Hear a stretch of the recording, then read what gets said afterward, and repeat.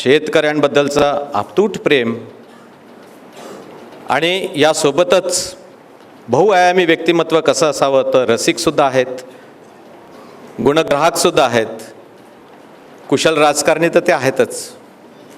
त्यासोबत खेळामध्ये म्हणजे क्रिकेट आणि कबड्डी याच्याबद्दलचं त्यांचं प्रेम आणि त्याच्याबद्दलचं त्यांची खेळाडू वृत्ती त्याबद्दलची, यासोबतच एक वाचनप्रिय सुसंस्कृत असे शरदचंद्रजी पवारांच्या हातून या पुस्तकाचा उद्घाटन सोहळा होतो आहे.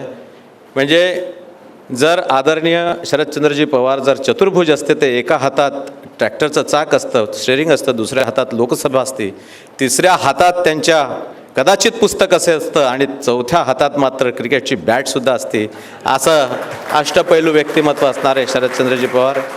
त्यासोबतच मंचावर उपस्थित असलेले आमचे आदरणीय आमच्या सभागृहाचे सभापती श्री रामराजे निंबाळकर साहेब, खासदार श्री संजय राऊत साहेब, श्री खासदार श्री मेमन साहेब, आदरणीय श्री बाकी सगळे म्हणजे अनिल कपूर साहेब, रजा मुराद साहेब, मंचावर उपस्थित झेंडे साहेब, इथं उपस्थित असलेले बागवान साहेबांवरती प्रेम करणारे सगळे प्रेमी. खरं सांगायचं झालं तर ही वाचन संस्कृती, मी आत्ताच खासदार साहेबांना बोलत होतो की काय मांडायला पाहिजे इथे, तर माझ्या डोक्यात असं आलं की खरं पुस्तकाचं प्रकाशन सोहळा आहे आणि वाचन संस्कृती जोपासली जावी, जपली जावी, ती पुढच्या पिढीच्या हाती अधिक संपन्नपणे आणि संधनपणे दिल्या जावी, या विश्वस्त म्हणून आपण हे आपलं कर्तव्य आहे. आणि आजकालच्या जमान्यामध्ये मोबाईल असतील, आपले टी व्ही असतील, म्हणजे फेसबुकवरचा एक पेज म्हणा, त्या पेजवरचं तुमचं जे लिखाण असेल ते लिखाण म्हणा, पोस्ट म्हणा, ट्विटरवरचा ट्विट म्हणा, व्हॉट्सअपवरचा टॅग म्हणा, आणि त्यातली जी तुम्ही जर वाक्य पाहिली तर असं वाटतं की इतकी शब्द आणि शब्दांची तोडमोड असते की ग्रेट लिहायचं असलं तर GRच्या पुढे 8 लिहितात, फॉर लिहायचं असलं तर 4 लिहितात. आणि अशामुळे जी काही आत्ता मला खासदार साहेब म्हणाले की शब्दांकन हे पुढच्या पिढीच्या हाती, हा म्हणजे असा आहे की आपल्याला जर खरंच लिखित बखरी नसत्या किंवा आपल्याजवळ जर खरोखरच हस्तलिखित नसते तर आपल्याला इतिहास दिसला नसता, तो आपण वाचला नसता. आपल्याकडे जर पौराणिक कुठलं काही लिखाण नसतं, वेद नसते, उपनिषद नसते, तर आपल्याला संस्कृतीचं दर्शन झालं नसतं. तसंच आजचा सुद्धा हा प्रकाशन सोहळा आहे. कधी काळी म्हणजे मी तर असं म्हणेन की वर्तमानाचं उद्गाता आणि भविष्याचा विधाता जर कोणी असेल तर त्या पुस्तकात असलेलं शब्दांकन आहे. आणि म्हणून कुठेतरी असं वाटतं की बागवान साहेबांनी हे जे लिखाण केलेलं आहे ते कदाचित त्यांचे बरेच फायदे आपल्याला या पोलीस खात्याला सुद्धा होतील. अतिशय प्रतिकूल परिस्थितीमध्ये आणि या सगळ्या संकटांवरती मात करत यश मिळवायचं असेल तर या पुस्तकातनं मी थोडं वाचलं, जास्त वाचलं नाही. मानसिक संतुलन आणि शारीरिक स्वास्थ्य या 2 गोष्टीवरती त्यांनी फार भर दिलेला. आणि ही गोष्ट खरी आहे, मी सुद्धा अनुभवतो आहे, गेली 8 महिने अनुभवतो आहे की मानसिक संतुलन जर ठेवायचं असेल आणि आत्मक्लेशापासून दूर राहायचं असेल, आजकाल आपण बघतो की ही रोजची बातमी झालेली आहे की आत्मक्लेशातून माणूस स्वतः किंवा पोलीस अधिकारी किंवा कोणी काम करत असताना कामाचा ताण जास्त असेल किंवा आतमध्ये त्या ड्युटीमध्ये काही अशा कामाच्या ताणामध्ये कोणी जर बोललं गेलेलं असेल आणि कुठे जर माणूस दुखावून जात असेल तर कदाचित त्याच्यामुळे या आत्मक्लेशातून त्याची परिणिती स्वतःला संपवण्यात किंवा दुसऱ्याला संपवण्यात सुद्धा होते. आणि म्हणून ह्या पुस्तकरूपी मी तर असं म्हणेन की ह्या पुस्तकाच्या रूपानं झालेलं काउन्सिलिंग, समुपदेशन पोलिसांचं, counselling in it self is a medicine and remedy over this thing. आणि म्हणून हे एक काउन्सिलिंग म्हणून काम करेल, कारण त्या गोल्डन पिरियडमध्ये जर असं काउन्सिलिंग कोणाचं मिळालं, अशा परिस्थितीमध्ये जेव्हा पोलिसांना ताण असतो तेव्हा कोणीतरी अशा शौर्याच्या गाथा सांगून मी परिस्थितीवर मात केलेली आहे, तुम्हाला काय अडचण आहे, माझ्या वेळेसुद्धा परिस्थिती वेगळी नव्हती, हे सगळं सहन करत मी या पोलिसांना यशोगाथापर्यंत नेऊन ठेवलेलं आहे. मुंबई पोलिसांचं तसं नाव आहे. मला सार्थ अभिमान आहे माझ्या डिपार्टमेंटचे की असे अधिकारी माझ्या डिपार्टमेंटमध्ये काम करून गेले. झेंडे साहेबांनी सांगितलं त्यांच्या उद्बोधनामध्ये, त्यांनी 2 गोष्टी मला सांगितल्या की एक तर समज द्यायचा असेल तर 15 वर्षाच्या खाली आणि कोणा महिलेला आपण बोलवू शकत नाही. दुसरं आपण 160 बद्दल बदलू, विस्ताराने आपल्याशी चर्चा करून यातून निश्चितपणे मार्ग काढू, हा मी तुम्हाला शब्द देतो. मला माहिती आहे की ह्या खात्यामध्ये खूप समस्या आहेत, असं नाही आहे, व्यथासुद्धा आहे. मी सुद्धा छोटा होतो तेव्हा मला सुद्धा असं वाटत होतं की मी पोलिसाचा अधिकारी व्हावा, पण आज 8 महिन्याच्या कामानंतर मला सुद्धा त्या डिपार्टमेंटमधल्या ज्या काही प्रश्न आहेत ती गंभीर प्रश्न आहेत, ती म्हणजे त्यांच्या निवाऱ्याची आहेत. आम्ही यावर्षी बरंच त्यामध्ये काम करत अगदी या अधिकारांचे विकेंद्रीकरण आस्थापना जिल्हा लेवलपर्यंत नेऊन ठेवली.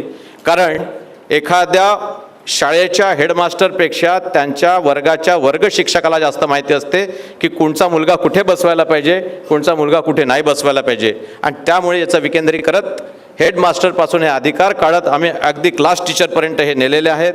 कॉन्स्टेबलरीमधली आणि आयुक्तालयामधली जी काही कॉन्स्टेबल असतील त्यांची आम्ही मुदतसुद्धा वाढवलेली आहे. ती 8-8 वर्षापर्यंत एका जागेवरती राहू शकतील.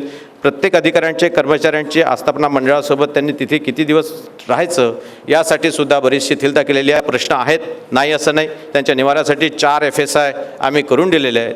पण जसा जसा काळ बदलत जातो, nothing in this world is permanent but change असं म्हणतात. कदाचित त्यांच्या काळी आव्हानं वेगळी होती, आज आव्हानं पोलीस खात्याची कदाचित वेगळी आहेत. आम्ही सायबर क्राईम आणि इकॉनॉमिक ऑफेन्स हे एकामेकाच्या हातात हात धरून चाललेले आहेत. म्हणून सायबर क्राईमसाठी त्यांच्या मूलभूत शिक्षण क्रमामध्येच तो नाशिकला असलेल्या त्यांच्या जे काही इन्स्टिट्यूट आहे त्याच्यामध्ये थोडी ऑटोनॉमिसिटी आणत, पूर्णच ऑटोनॉमस करत. आजची गरज काय आहे? आज आम्हाला जर सायबर क्राईमला मोडून काढायचं असेल तर आमच्यामधलं पोलिसांचं मनुष्यबळ असं तयार व्हायला पाहिजे की जेणेकरून आम्हाला ते डिफ्यूज करता यायला पाहिजे. आणि म्हणून हे सुद्धा एक सब्जेक्ट आहे, त्यांच्या अभ्यासक्रमामध्ये हे सुद्धा अंतर्भूत व्हायला पाहिजे. त्यातसुद्धा आम्ही अंतर्भूत केलेलं आहे. मला माहिती आहे की काम करत असताना अगदी जिकरीचं काम पोलीस खात्याचं, ज्यामध्ये एक तर मी ते काउन्सिलिंगचं सांगितलं, हे पुस्तक काम करेल. दुसरं असं काही शब्दांकन झालेलं असेल तर त्या त्या काळच्या समस्या या पोलीस खात्यासमोर येतात, जेणेकरून काम करत असताना, काही रिफॉर्म्स करत असताना, काही बदल करत असताना या पुस्तकाची आम्हाला मदत होईल. आपण केलेल्या कामाला, आपण दाखवलेल्या धैर्याला मला माहिती आहे की अतिशय म्हणजे कौटुंबिक आणि वैयक्तिकसुद्धा, म्हणजे आम्ही तर सुखासीन समाजात राहतो, आम्हाला हे पण माहीत नसतं की कोण कुठे काम करून आलो, त्यामुळे आम्ही सुखाने या समाजात जगून राहिलो. या सुखासीन समाजाला या पुस्तकामुळे हे सुद्धा कळेल की आपण सुखाने जगत असताना पोलीस लोक आपला जीव मुठीत धरून, आपला जीव कष्टात टाकून, कितीतरी संकटाला पेलून गुन्हेगारी जगतात, त्यांना कंठस्थानी पाठवताना स्वतःचा जीवसुद्धा अगदी गमावा लागतो त्यांना कधी कधी. हे सुद्धा आपल्या सुखासीन समाजाला त्याची जाण होईल असं मला असं वाटतं ह्या पुस्तकाने होईल. या उद्घाटन सोहळ्याला बोलावून मान सन्मान दिला त्याबद्दल मी आपणा सगळ्यांचं मनापासून धन्यवाद देतो आणि माझ्या 2 शब्दाला विराम देतो. धन्यवाद. धन्यवाद मंत्री महोदय. त्यांनी आपल्या ह्या निमित्ताने भाषणामध्ये महत्त्वाच्या मुद्द्यांना स्पर्श केला. यानंतर मी विनंती करतो माजिद मेमन खासदार यांना की यांनी आपलं मनोगत व्यक्त करावं.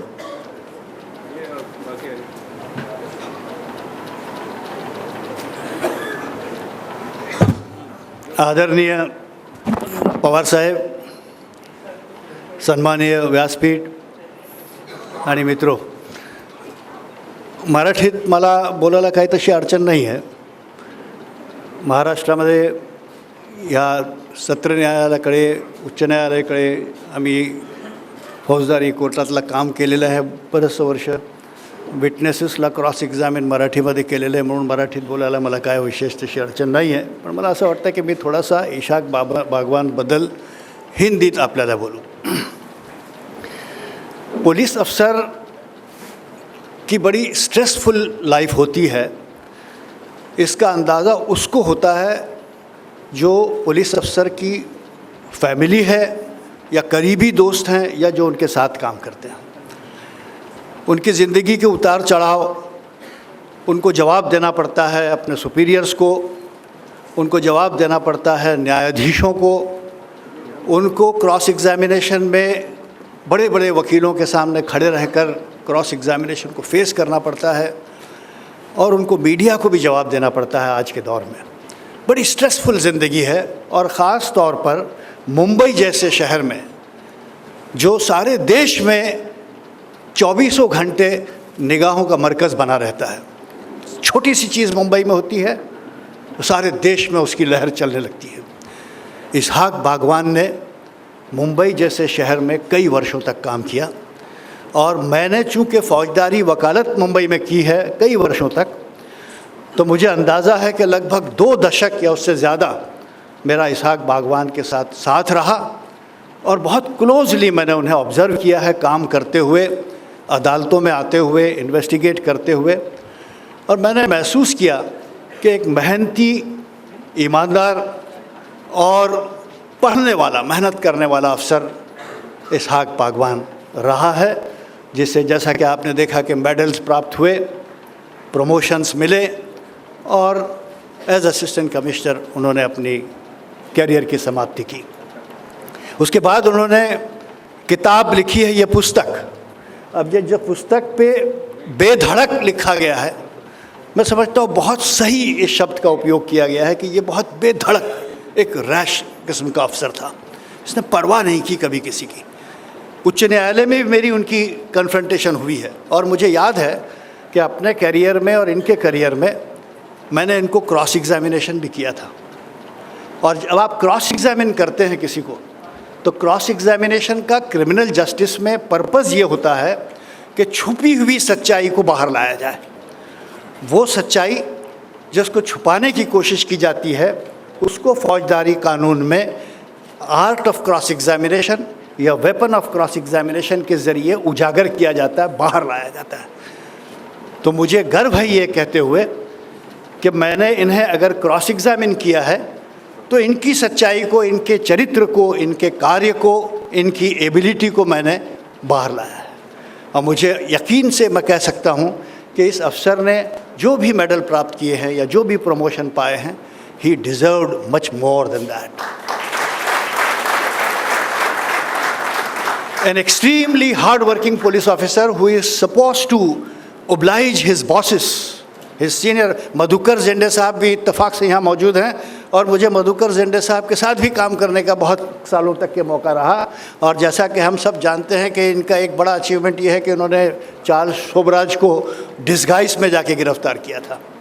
तो ये हमारे बागवान साहब के गुरु हैं, तो आप अंदाज़ा लगाइए कि इन्होंने कैसी तालीम हासिल की, कितनी जिम्मेदारी के साथ एक पुलिस अफसर का जो कार्य है कि समाज में गुनाहों को कम करना, गुनाहों की तफ्तीश ईमानदारी के साथ करना, दोषियों को सज़ा दिलवाने की पूरी कोशिश करना, मासूमों को हरेस न करना, ये सारी पुलिस अफसर की जिम्मेदारियां बनती हैं जो बदकिस्मती से आज डिक्लाइन पर है।